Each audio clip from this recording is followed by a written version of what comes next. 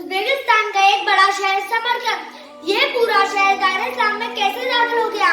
सिर्फ और सिर्फ इस्लाम के अदल व इंसाफ के निजाम पर, न कि तलवार के जोर पर, क्योंकि उस वक्त सल्तनत इस्लामिया के सबसे बड़े बादशाह उमर बिन अब्दुल अजीज थे। समरकंद के सबसे बड़े पादरी ने उमर बिन अब्दुल अजीज के नाम एक खत लिखा और एक कासिद को खत लेकर दबीज रवाना किया। पादरी के उस खत में लिखा था कि हमने सुना था कि मुसलमान जब गौरवने से पहले इस्लाम की दावत देते हैं, अगर दावत कबूल ना की जाए तो जिजिया लेते हैं, अगर ये दोनों शर्तें ना मानी जाए तो जंग करते हैं। लेकिन हमारे साथ ऐसा नहीं हुआ। हम पर रात के वक्त हमला कर दिया गया और हमारी सारी जमीनों पर कब्जा कर दिया गया। इस खत को लेकर कासिद दरवेश पहुंचा और पता पूछते हुए वक्त के बादशाह के घर पहुंचा। कासिद वक्त के बादशाह और उनका घर दोनों को देखकर हैरान भी हुआ और मायूस भी, क्योंकि उस वक्त उमर बिन अब्दुल अजीज खुद अपने टूटे हुए छत की मरम्मत कर रहे थे। मायूसी की हालत में कासिद ने वो खत उनके हवाले किया।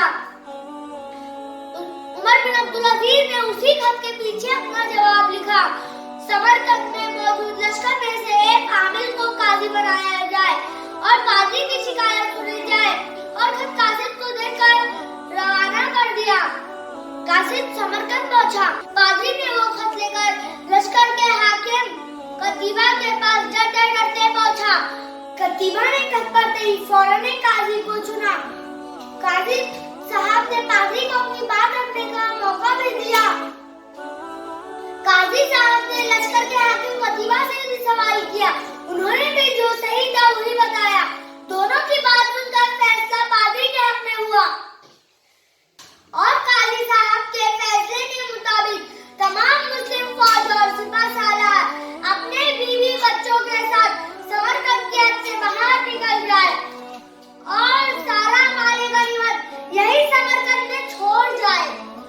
पादरी और समरकंद के लोग जो देख रहे थे और सुन रहे थे वो नाकाबिले यकीन था कि ताकतवर कौम और फतेह कौम कमजोर कौम को यूं दोबारा आजादी देकर जा रही है।